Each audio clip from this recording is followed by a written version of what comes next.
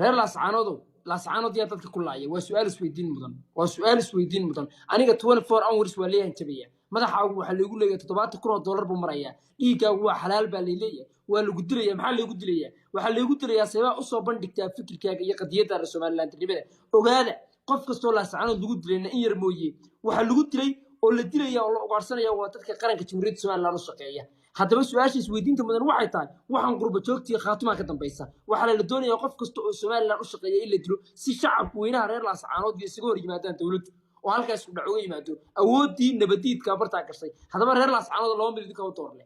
inaad dawladda iyo xukuumadda la shaqeysaan si aynu u ogaano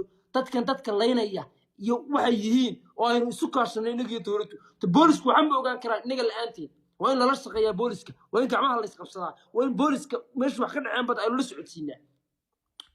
وريا waxaan khaatuma ka dambaysa waa cadaan dhiigayga u baneeyay aniga kala dilay anagu maxaan isku kala duwanaa laba nool baanta waana isagana waxa lagu dilayaa sabab fikirkaaga iyo qadiyadaada u cadaysa annagu waxa 24 hours lagu hantabaya hatta aadan ka bixin Soomaaliland iyo qadiyadaada aad muujinayso waa lagu dilayaa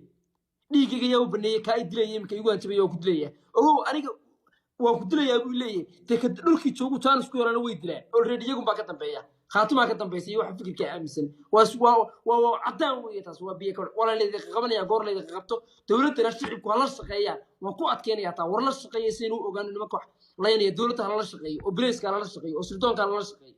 wabillahi tawfiiq